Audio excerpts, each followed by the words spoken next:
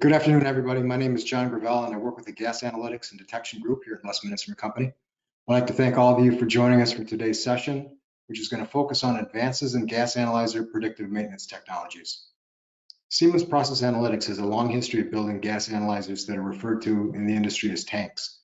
With the new GA7 series, they've kept the bulletproof detector design and have added innovative active diagnostics and communication capabilities to these analyzers. During today's session, we're going to cover common points of analyzer failure, how to detect them before they become critical, the use and application of detector modules within an analyzer, use cases for communication options in the GA7 series, and we'll make the most of enhanced remote diagnostic data. And of course, we'll have time for questions and answers towards the end. Our speakers for the session are Joakim Unger and Trevor West of Siemens Process Analytics. Joakim is the Business Development Manager for continuous gas analyzers and tunable diode laser systems for Siemens. Through his more than 20-year career with the company, he's worked as an applications expert based in Houston, returned to Europe for a period of time to develop the Nordic Gas Analytics division for the company, and is now back in Houston working with the Analytics Business Development team. Trevor is a continuous gas and laser analyzer technical consultant for Siemens. He started his career with the United States Air Force in the metrology group, working on precision measuring equipment, and later worked in the private sector at a large chemical facility as an analyzer specialist, working with continuous gas analyzers, gas chromatographs, and mass spectrometers. We welcome Trevor and Joakim and appreciate the knowledge and experience they're going to share. Please note that during this presentation, microphones will be put on mute, so please use the question section in the chat box for any questions and comments, and we'll address those in the Q&A section towards the end. With that, I'm going to turn the presentation over to our speakers. Gentlemen, the floor is yours. Hello, thank you for coming today. My name is Trevor West. I'm the technical consultant for Siemens Gas Analytics. Today we're going to go over some NDIR, paramagnetic and thermal conductivity for the Siemens analyzers, how we utilize those, and how we are extracting predictive maintenance from these analyzers in our new GA700 series. The first thing to note that I'm going to cover is how a microflow sensor works. This is a critical component in both our paramagnetic oxygen analyzer and then our ULTRAMAT series in order to actually gain and utilize our measurement.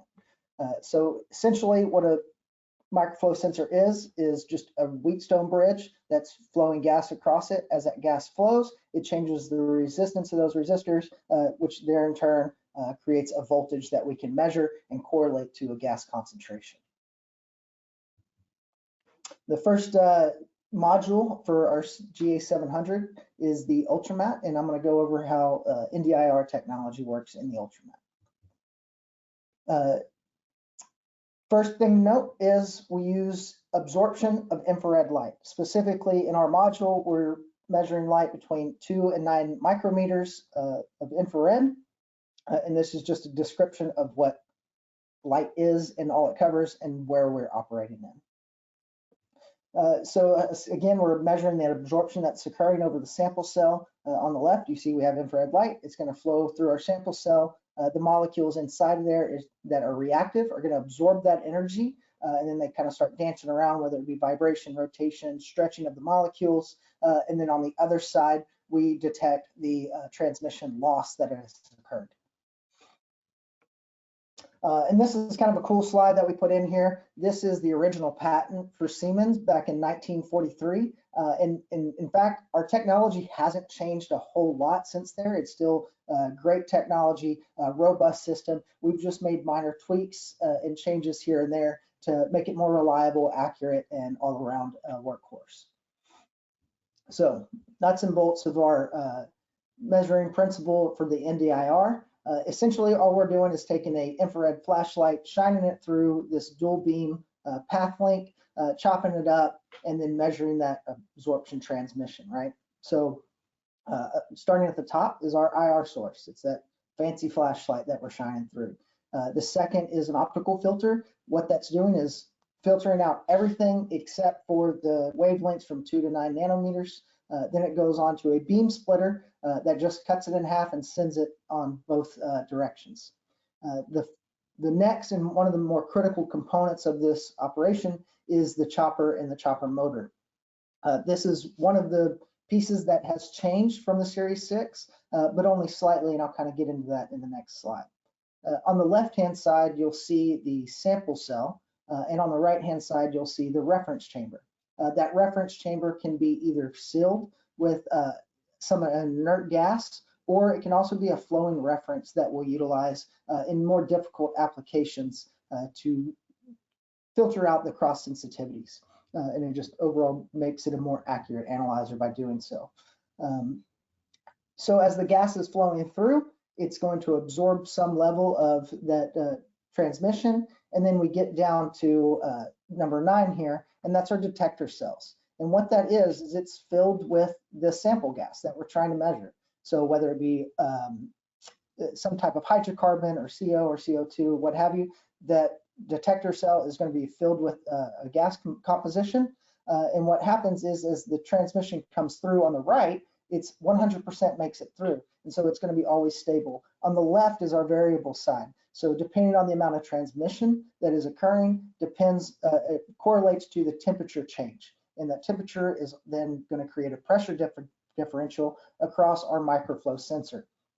That microflow sensor is essentially what is actually doing the measurement, right?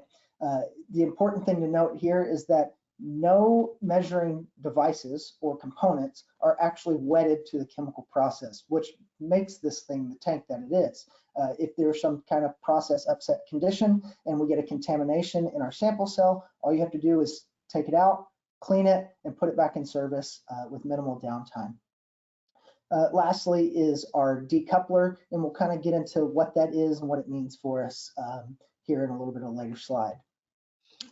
One of the benefits here with using a dual bench technology is also the fact that you can utilize the reference side in different manners, right? You can, for example, have, like we normally use, a sealed reference side, but we can also have a flowing reference side in the case that we have a very variable background gas composition. For example, we could use that, the actual process gas, and then have an absorber prior to it, for example, if you're measuring low concentration of CO2, but we can still filter out those variations coming in the actual process gas by utilizing a flowing reference. Thank you. So we kind of get into what has changed in the GA700, our 7 series from our 6 series. And it's really not much. The first and one of the bigger factors is our chopper motor design. Here on the left is the 6 series. You can see it's just a big window, but the important thing to note is there's always transmission occurring in the 6 series. On the right-hand side, they added those little bumps there, and it kind of makes a little Batman wing, and they coined it the Batman chopper motor over here. But what that does is it's going to, at a certain point in time, block all transmission, which gives us kind of a baseline for our components like our IR source and the chopper motor itself, so that we can then predict when those components are going out. Because we all know the 2 main failure points on an ULTRAMAT is the chopper and the IR source. And if we can predict when those things are going to go out, we can transition from a reactive maintenance plan to a predictive maintenance plan so that it minimizes our overall downtime. And this is a good point, right? This is something that we will elaborate a little bit about later, right? How you utilize all this information that's available in newer style analyzers, like for example the GA700, because at some point it's hard to see the forest for all the trees type of thing, right? You have so much information, but we're going to show you a way how Siemens collects all that predictive maintenance data and presents it in an understandable and visual way. The second big change is we went from a optocoupled state to this decoupled state. And essentially all that does is it narrows our measuring window down so that it reduces the cross sensitivity of gas components, right? So if you have ever seen a chromatograph, you have a big peak. All we did was narrow that peak a little bit so that we're not measuring cross sensitivity on other components like CO and CO2, for example. So what does all that mean for us? Well, like I said, it gives us a bigger opportunity or more opportunity for this predictive self-diagnostics. First and foremost is the signal intensity. Because we completely cut transmission, we know what the baseline is at 0, so that we can then predict when that transmission is lessening, and then we can get an alarm or a warning state so that we can plan when to do that change, instead of the control room calling us at some point and saying, hey, this analyzer is busted, get out there and fix it. And we're trying to get away from that as much as possible in the industry, towards this predictive maintenance. Because I mean, I was a technician. I understand that, you know, fighting fires is one of the worst things you can do as a technician, and it really just makes your day a whole lot worse when you're running around like a chicken with your head cut off. Having these predictive maintenance capabilities really will make the technician's life easier and increase the reliability from an optic standpoint for the plant. And this is a combination, right, of the date of the new technology giving all this data to you, right, but also to be able to deal with those problems, right, in a quicker and more effective manner, right, which we will also get to later. You know, the design of the platform itself, its modularity, its plug and measure concept. So it's a whole new thinking of how to generate better availability in critical applications. Yeah, and we did so with very minimal changes to the robust Series 6 that everybody knows and loves. So that kind of wraps up the ULTRAMAT, and we're going to jump straight into the OXYMAT, or the paramagnetic principles. So as we all know, oxygen is magnetic in that it is going to react in a magnetic field. However, we have to keep in mind that oxygen is not the only paramagnetic component that we're going to deal with and that we can come in contact with. So this slide really is just to show the necessity of the ASD so that we know what's all present in our sample stream, and so we can account for it when applying this analyzer. So here's the picture of the ULTRAMAT module on the left-hand side. It's the same as the Series 6. They just shrunk it down into a more compact form factor so that we can obtain and get our modular design.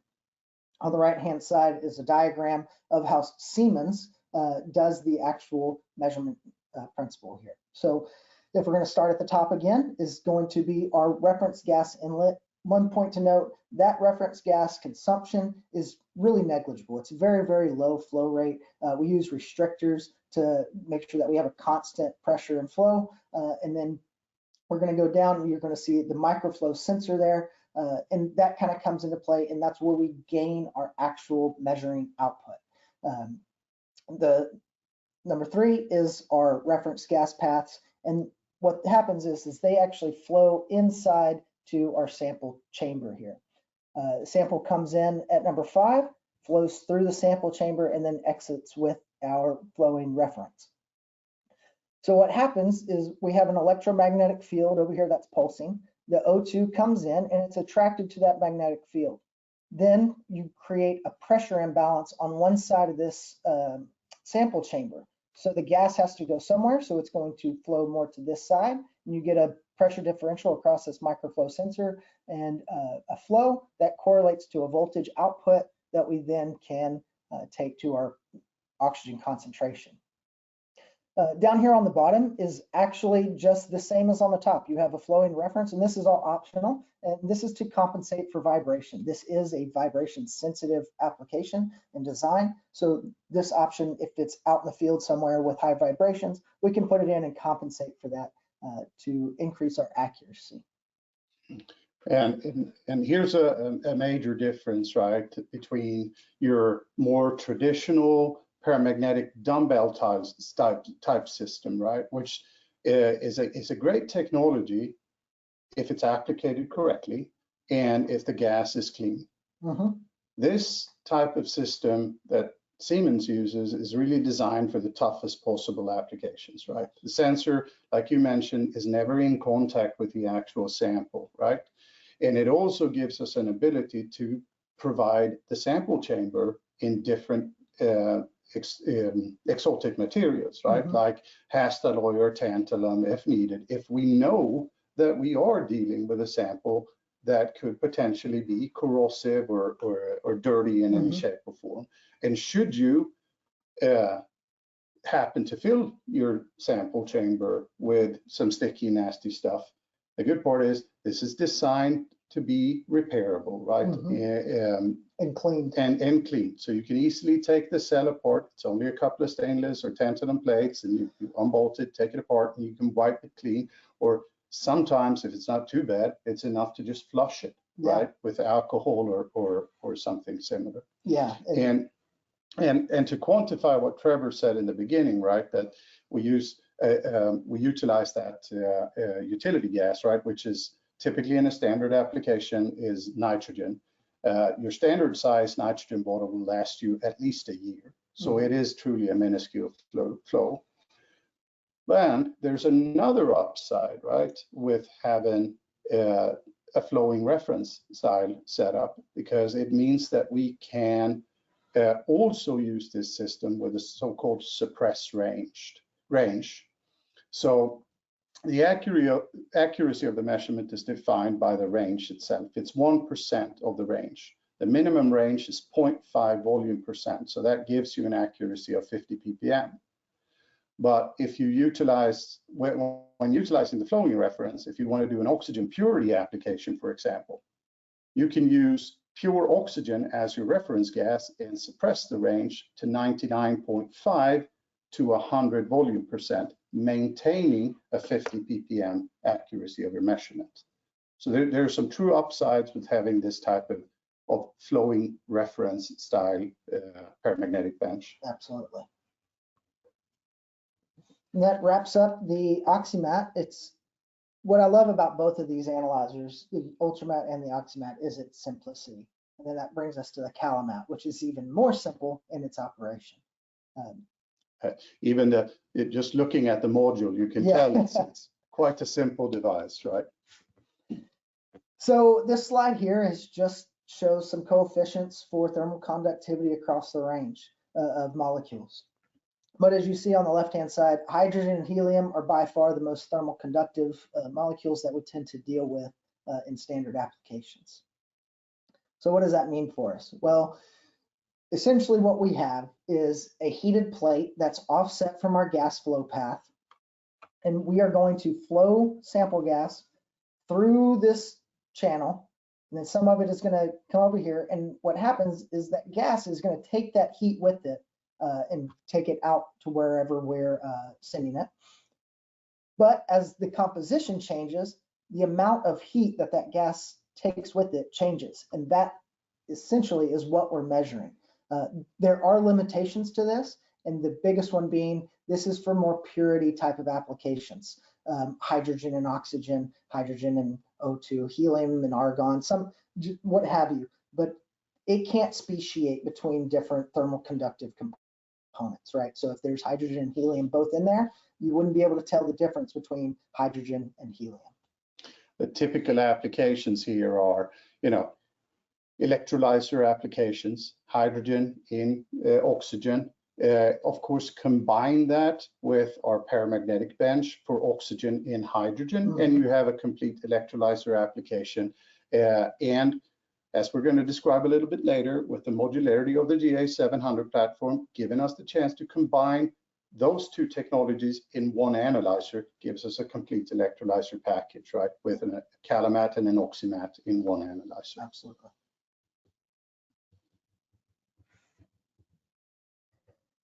And that wraps up the modular series. I'm going to hand it over to Joakim, and he's going to kind of tell us what it all means for us, this technology, and how Siemens applies it and really gets a whole rounded out package in the new GA700. And like we've said before, right, we've really tried to avoid reinventing the wheel here. The 6 series analyzers from Siemens are the physics behind the benches that are very robust. So we've done little tweaks to the benches, but we've done bigger tweaks to our general overall design of the platform and its flexibilities and abilities. And one of the things that we've done is we've created a completely modular configuration. This is by no means a new concept in the continuous gas analyzer world, but prior modular platform has had pretty strong limitations. Limitations that we've tried to avoid in this new GA700.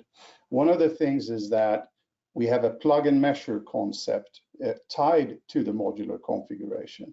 So not only can you mix and match your technologies in any of these two platforms, the rack mount version or the wall mount version, you can combine a NDIR with a paramagnetic with a calomat, or with a thermoconductivity, right? Or a thermal conductivity with an NDIR, etc., etc. On top of that, we have that plug and measure concept. And what does plug and measure mean? Well, it's actually literal. All the components in a GA700, including the complete analyzer benches, PCBs, display, power supply, whatnot, whatever component you have in there, can be replaced at any time with any pre or post configuration needed. Without, correct. So you can take, if you have an existing, let's say you have a stack detector, CO, CO2, NDIR bench, combined with a paramagnetic oxygen bench. Something happens, your NDIR bench, you fill it with liquid or something, you need to fix it quickly. You have a backup module on the shelf, loosen 4 screws, a couple of cables, you pull out the damaged module, put in the new one. There are no calibrations, no configuration, no temperature compensation, linearization, nothing needed. You're literally up and running in minutes again. But more importantly, you can take that damaged module, bring it to your workshop, and in the comfort of your workshop, do all the repairs that that high quality continuous gas analyzers are famous for. Mm-hmm. There's nothing that you can't replace, right? Whether it is IR source, chopper motor, detector, whatever it is that has failed, you can take it apart and replace those components. And then when you're done, you've got your backup module back on the shelf, right? This means for critical applications, such as a SEMS application, for example, you're literally replacing the analyzer, but you're maintaining the same serial number of the system. So you are not forced to do a RADA test after you've replaced the module, like you would have been if you would have replaced the entire analyzer. Exactly. Of course, we've also added modern communication capabilities to this platform, Ethernet, Modbus, TCP, Profibus, pretty much all the standard communication protocols that are out there on the market. Combine this with what Trevor has already mentioned, the predictive maintenance data, and that brings us into how do we gather or catch all that data and present it in an understandable way to increase that availability even further. And then Siemens has developed something called the SITRANS Analyzer Intelligence Directory IQ, which is a long name, so we've shortened it down to an acronym like we always do, SITRANS 8IQ. And what you see is a very compact, local, and Siemens-specific analyzer maintenance software, basically. I think most of you are familiar with the big, more comprehensive analyzer management systems, like, for example, Siemens ASM, which is, you can connect all kinds of analyzers from all kinds of suppliers, right? Whether it is gas chromatographs or paramagnetic dumbbell sensors from competitors and so on and so on. This is not 8IQ. 8IQ is a compact, local, very cost-effective system that comes pre-configured, and that's one of the most important points, right? Is that there's no work that other than just putting it in. It's a turnkey system, so the technician doesn't have to build a huge Modbus maps for this thing to work, right? They just put it in, it's configured for your analyzers, and you're just ready to rock and roll. And so basically, what Trevor is saying here, right, is that if you have let's say a 2 SEMS two SEM systems in a shelter, you can order those SEM systems with 8IQ, completely pre-configured, plug and play, right? You have the option of either using the web server, meaning if you wire it to your network, right, you can access the web server, the 8IQ web server from any computer in your on your network, or you can configure it with a local HMI that can be mounted anywhere in the shelter or on the cabinets or whatever. And both, and which is beautiful because there's no external software, another software that you have to have on your machine. I don't know about you, but sometimes getting tech or IT to authorize a download of software can be a nightmare. So being able to just get in with an IP is a beautiful functionality. So what are the data that we actually do collect from the analyzers? Trevor has touched on it already when he talked about the new chopper design and the optocoupler that is now decoupled, right? That gives us another layer of predictive maintenance information. But some of the some examples, if you look at the NDIR bench, is of course the infrared light source. We can actually determine the remaining lifetime of the light source extremely accurate, within weeks actually. So it will tell you you have roughly 3 months left on your light source, which means you can predict and plan that replacement of that IR source. It keeps track of the optical path, the sample measuring chamber, as well as the chopper frequency, balance, all of that, which will tell you how well the chopper is functioning. The microflow sensor, we extract data from that. That would also tell us how well the microflow sensor is working, and the overall electronics, of course, of the analyzers. And there are other diagnostic parameters such as pressure, temperature, reserve range, reference voltages, and such that are all collected in the 8IQ. If you look at the paramagnetic OXYMAT, pretty much the same thing, right? Keeping track of the sample measuring chamber, microflow sensor, pressure switch, and the overall electronics. And same thing there, we gather all the other parameters, right, that comes from the bench. And then the idea is to present this in a understandable with an easy understandable overview, right? And then when you come into the shelter in the morning or your maintenance workshop, you see, oh, okay, all my analyzers are okay. Oh, I got one which has a problem. Then you can click on that and you get more detailed information that tells you, to the point where it tells you which part that needs to be replaced. Or you can generate a report that you can email to the Siemens support mail, and they can give you recommendations on what kind of maintenance or repairs that is necessary to do on the analyzer. The 8IQ even has a function where it can generate automatic emails to your maintenance personnel, for example, that are on call. They get a pop-up on their phone that says, hey, tag number this and this and that has a warning telling you that you need to do this or this maintenance work within this time frame, right, to avoid a downtime type failure of your system. So that's kind of the 8IQ, and that's how you utilize all these capabilities of these modern CGA platforms, right, and the enhancements that we made, and make it into usable information to increase availability of your measurements. Yeah, and one thing to note, this software works with the Series 6 as well, right?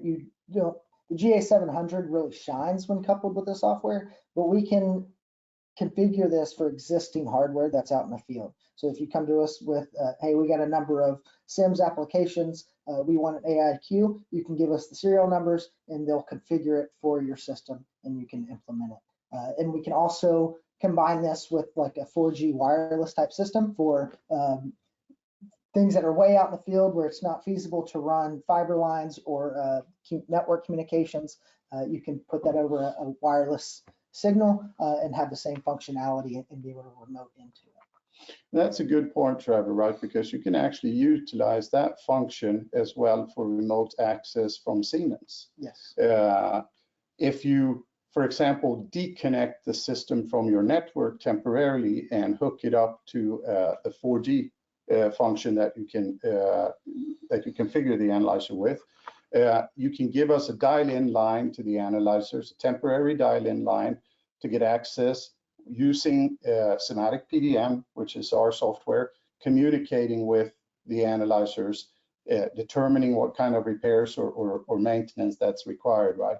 And once that's done, you can shut down the remote connection, connect it back to your network. That way, your network is isolated from our from us when we connect to it. Right? Yeah, and they utilize a VPN, so it's completely secure connectivity. And then, of course, you can add cloud functions, etc., to AIQ as well. But the whole point, I think, is that this is really designed to be a local tool. It can handle in its standard configuration up to 10 analyzers. And the additional cost for this is, in the concept of a complete system, almost negligible, I would say. So that is pretty much what we have. So I think we're ready for some Q&A here. Thanks, guys. Really appreciate it. We had a number of questions that came in. First one I'm looking at, support for the Series 6. And I think the question is the Series 6 going to be discontinued and replaced by the Series 7? So the Series 6 will live on for quite a while, and there's a couple of reasons for that. First of all, as some of you might have noticed, we're missing some key technologies in the GA700 platform. For example, an FID for total hydrocarbon or VOC measurements. We're also lacking a trace oxygen module, which some of you might be familiar with, the OXYMAT 64, which is a zirconium oxide trace oxygen analyzer. So since those technologies are lacking, that's one reason why the 6 Series will stick around for a while. But we're also missing some key certifications for some applications. For example, SEAL certification. We're practicing proven in use concept. So there will be a year or two before we have the necessary SEAL certifications. One good example is electrolyzer applications, right? Hydrogen in oxygen and hydrogen, where you typically have a SEAL requirement. So again, another reason for the 6 Series to stick around. We don't necessarily have a date yet. If I'm to make a qualified guess, I would say 3 years from now we'll start the discontinuing process. But when we meet that date, right, from that day on, we are committed to support our product for at least an additional 10 years. And the truth of the matter is, right, we're still repairing OXYMAT 5s or ULTRAMAT 5s in our repair center, and they were discontinued 28 years ago. So we have a strong commitment to also our discontinued platforms. Supporting what's in the field is a priority to Siemens. Great, appreciate that. Next one, and I think you touched on it. Can the module be repaired in the field, or does it need to get sent back to the factory? It can absolutely be repaired in the field. I would say that the GA700 is as repairable and serviceable as the 6 Series, or even better. I want to say that some of the enhancements we've done mechanically has actually made it easier to replace some of the standard components in an NDIR or an OXYMAT, for example. So it's absolutely repairable. Even more so is that you can swap out those modules and repair it on the bench instead of having to be out in the middle of a field somewhere or in an analyzer house. The true benefit here comes when you have let's say we use SEMS as an example because it's a critical application, right, that needs to be up and running. A good example here is you don't need to have one spare module, right, for every single module that you have installed. because the likelihood of all of them failing at the same time is minimal, right? So if you have 3 SEM systems, right, you're going to have probably a paramagnetic bench in each of those SEM systems. You're going to have somewhat similar NDIR modules, and the likelihood of you maybe being able to use just one spare NDIR module and one spare paramagnetic module is very high, because the flexibility of that NDIR bench is also significantly increased from the 6 series, meaning that we use the same hardware for much more applications. So the likelihood of you only having to have one of each module is very, very high. And that, the more installed systems you have, the bigger the benefit, right? For that plug and measure concept. So Joakim, that brings up the next question, which was on a plug and measure. And I think this is what this question is speaking to. So in your example you just gave, you've got 3 different systems and you've got 1 spare module. When you put that module in, when you say plug and measure, it configures to where it should be without any. Yeah. One important thing to note is the configuration is stored not only in the module, but every other component in the analyzer, right? So as long as there's a single working component inside that analyzer, everything's plug and measure. And the only difference, right, but if you have an actual physical hardware difference in the modules, right? Because as in our NDIRs, obviously we have different measuring cell lengths, shorter lengths for really high concentrations and longer lengths for low concentrations, right? So, but as long as the hardware configuration is the same, the answer is yes, right? You just plug it in and all that data for the old broken module will be uploaded to the new module. And there's actually some pretty high-tech stuff in there that handles also some of the differences that comes in the physics of the bench, right? That it comes with a basic set of data, so that the data that is implemented on it, which is application specific, those two can match together, right? Be extrapolated over and get you. Ultimately, all this does is get you up and running faster. Well, the record for replacing a module was made by a technician from BASF at the OXYMAT show in Germany, and it was 3 minutes and 36 seconds from.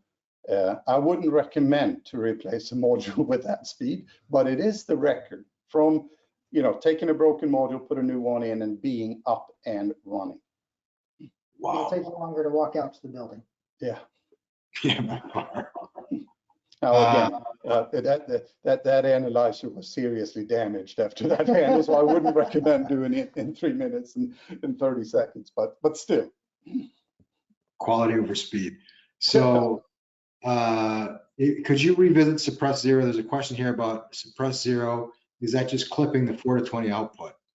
And from what I heard you say, that's not the case.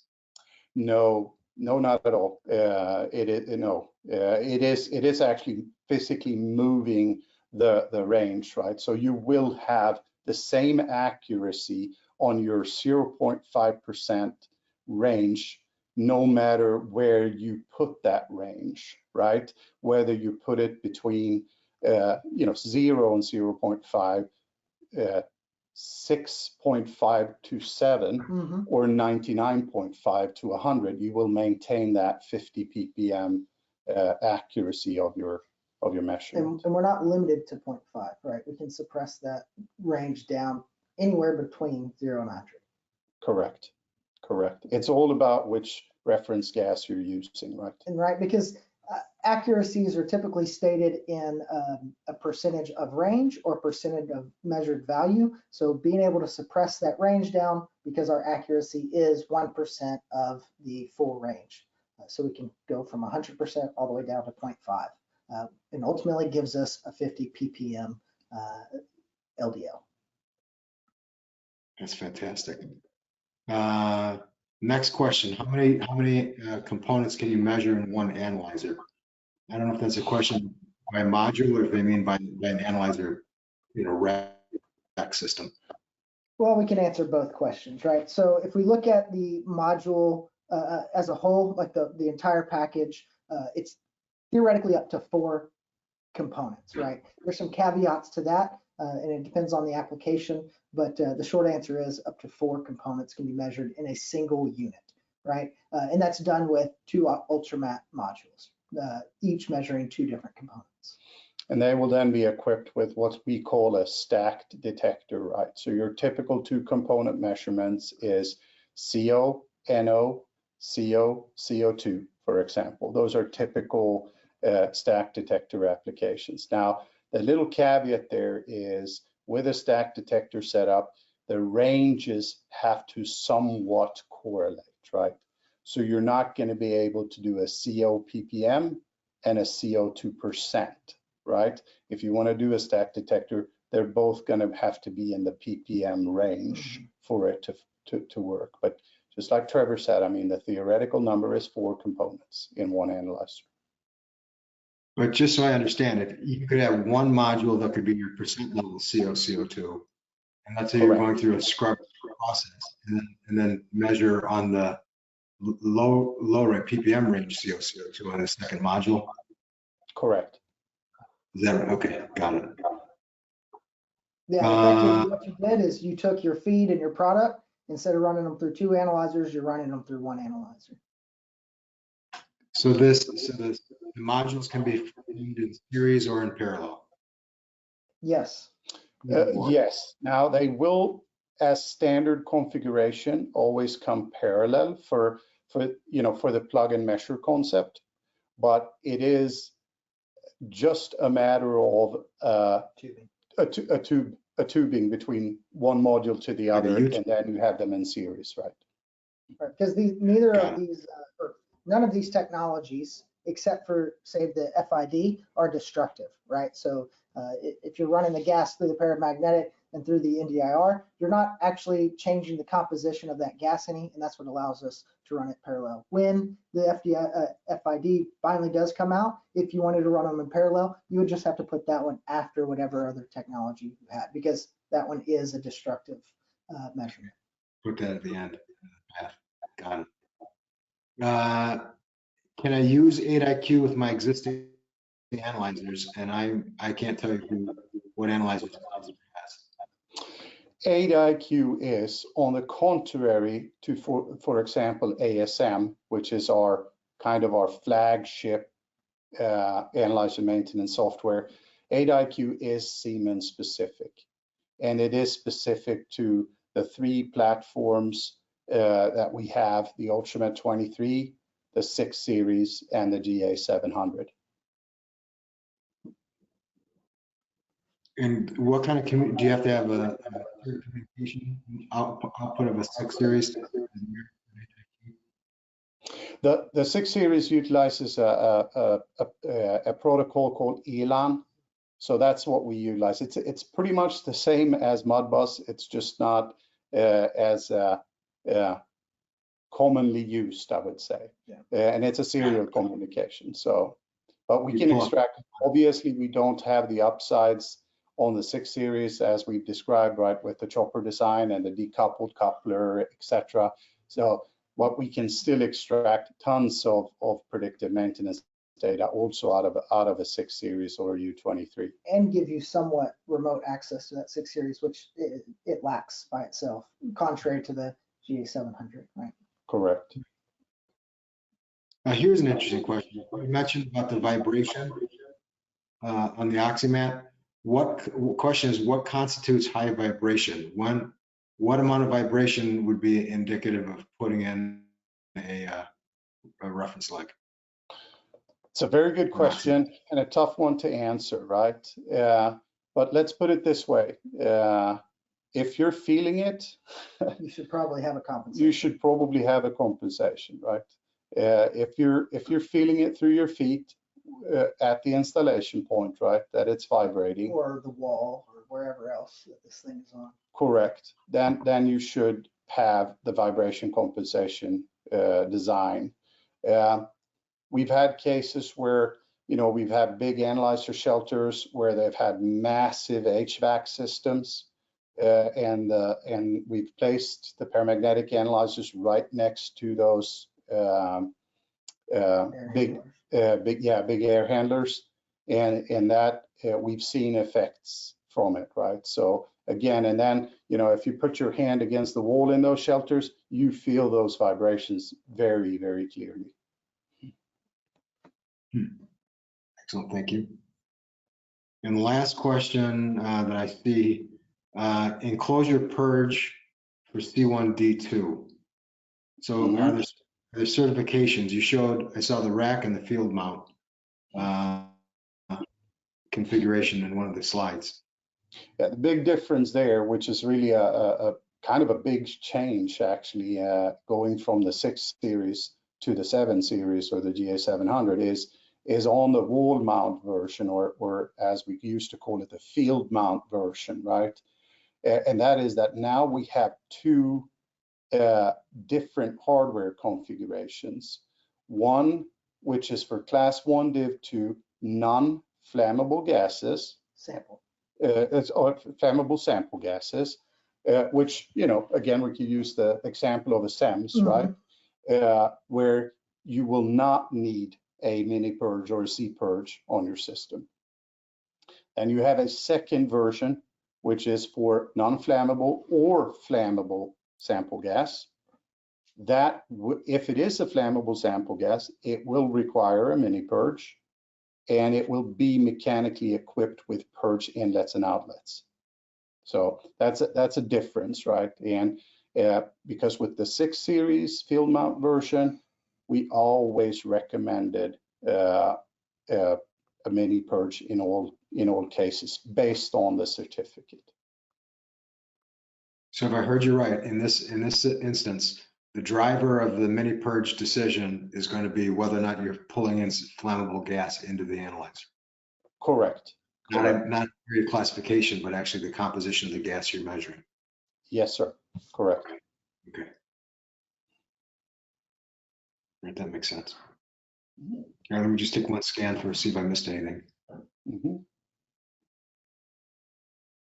It looks like that's got it. Perfect. Trevor and Joakim, thanks very much for the presentation, and for everybody in attendance, thanks for your time and participation.